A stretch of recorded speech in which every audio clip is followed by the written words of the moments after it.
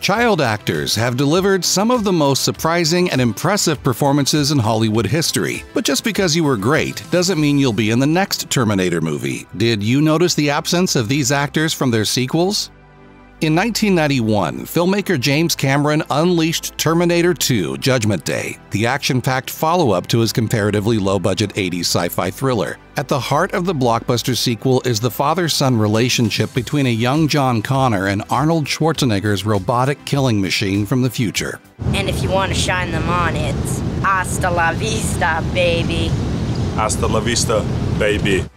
Connor, played by a young Edward Furlong in his first film role, is destined to lead a revolution against Skynet in the future, so it only made sense that Furlong would return to reprise the role in subsequent sequels. 12 years later, however, Terminator 3: Rise of the Machines was released with actor Nick Stahl stepping up as humanity's savior. Despite being the appropriate age for the role, Furlong was replaced when production began. During a public appearance in 2019, the actor who struggled with substance abuse for many years told an audience, "I was part of the project and had a very nice deal, but then I guess to celebrate I went out and overdosed on coke and kind of destroyed that whole thing." T2 would not be the last time audiences saw Furlong as Connor, however. The release of Terminator: Dark Fate in 2019 had him briefly return as the character through the power of de-aging technology. The saga of Rocky Balboa began in 1976 with the release of Rocky, which was written by its star Sylvester Stallone. The story of a nobody getting his chance to take on the biggest name in boxing was such a colossal success that the series is still going strong today. Ina Fried and Rocky Krakoff appear as Rocky Jr. in Rocky III and Rocky IV respectively, but it's Sage Stallone's portrayal of Rocky's son in the fifth film that is most worthy of note, since he was the actual son of Sylvester Stallone. 16 years after the film's release, the Italian stallion returned in Rocky Balboa. Although he was the right age to return as Robert, Sage Stallone declined to participate in the 2006 film. Instead, Milo Ventimiglia became the fourth actor to play Rocky's son. As it turned out, Sage declined the role to focus on his career behind the scenes. In 2006, the same year Rocky Balboa was released, Sage directed the award-winning short film Vic. Sadly, the younger Stallone passed away in 2012. Following the release of the ill-received Halloween 3: Season of the Witch, the Halloween series was rejuvenated with Halloween 4: The Return of Michael Myers. This time the story focused on Jamie Lloyd, who lives with a foster family after the death of her mother, Laurie Strode. Lloyd, portrayed by child actor Danielle Harris, returned the following year for Halloween 5: The Revenge of Michael Myers. When the sixth film, The Curse of Michael Myers, was released in 1995, Lloyd was played by actress J.C. Brandy instead. Harris had planned on playing Jamie again, but the producers originally decided not to hire her because she was just 17 years old at the time. In a later interview, Harris explained that the producers wanted someone who was 18, freeing the production team to work more hours on set. Consequently, if she wanted the role, she would have had to become emancipated. Surprisingly, Harris actually agreed to go through this process, only to discover that the movie was turning into something she didn't agree with. One particular meeting with producers about the new script raised doubts about the project in her mind. Harris explained, "I remember leaving thinking, oh, these people don't know Halloween, so I'm pregnant with my uncle's baby? Like, I just didn't understand what had shifted." She was also told that her character wasn't important enough to pay her the salary she felt she deserved, especially after going through so many hurdles to take the role in the first place. In the end, she stepped away from the project altogether. Leonardo DiCaprio has been very famous for a very long time. In 1997, he became a superstar following the release of Titanic, and he has worked steadily over the years, even winning an Oscar for his performance in 2015's The Revenant. But one of his very first credits was a horror movie, 1991's Critters 3, the third installment of the cult horror series from New Line Cinema. DiCaprio played the stepson of the greedy landlord of a seedy apartment building in which the protagonists of the film reside, and less than a year after the release of Critters 3, Critters 4 was released, but this time without DiCaprio. DiCaprio's lack of involvement in the movie doesn't appear to have anything to do with the desire to recast. The story simply didn't allow for the inclusion of the character from Critters 3, as the narrative jumped ahead to the year 2045. Then again, DiCaprio probably wasn't too devastated about this, considering he received his first Academy Award nomination for What's Eating Gilbert Grape just 2 years later.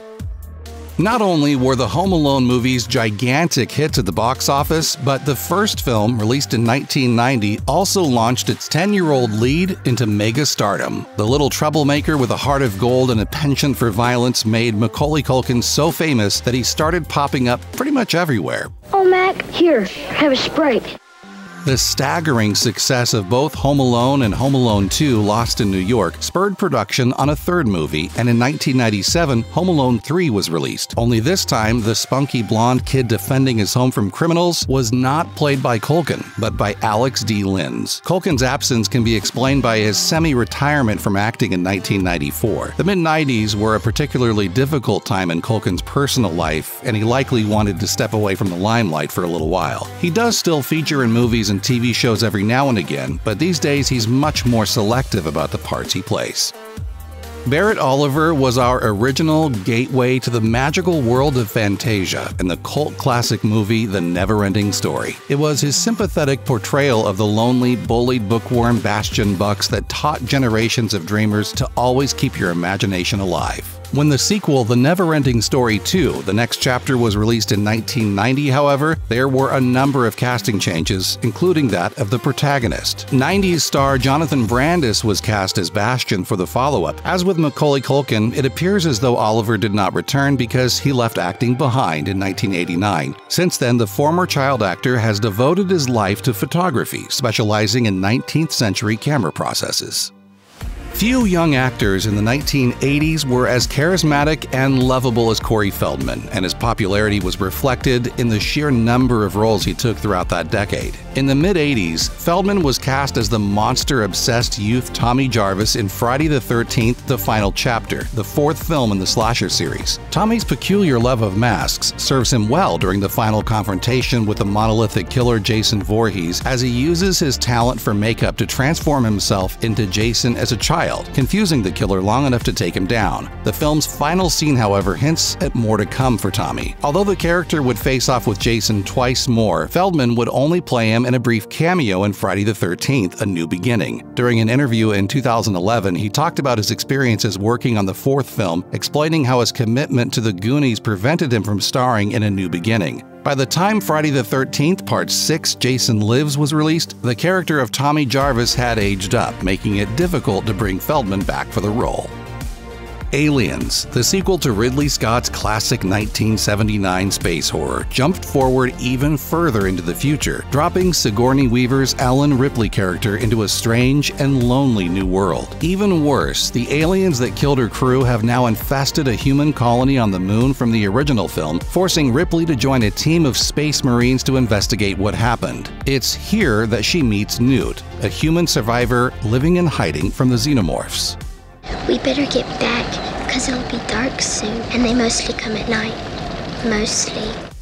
Newt was played by 10-year-old newcomer Carrie Henn. She had never acted before, and it appeared as though she had a bright future in acting ahead of her. However, the young actress decided to leave show business shortly after finishing the film, deciding instead to focus on just being a kid. In 2019, she told AVP Galaxy about why she made her decision. Her father had been stationed in England, where Aliens was filmed, but was later transferred to California. Now that she lived in the States again, she briefly considered going back to acting, but decided against it. She explained, "I wanted to be a normal child, and I'd lived in England since I was about 2, so it was quite a culture shock coming back to the States, and especially coming back to California. Being in a well-known film and speaking with an accent made adjusting difficult, but she persevered and went on to accomplish her lifelong goal of becoming a teacher, something she continues to do to this day."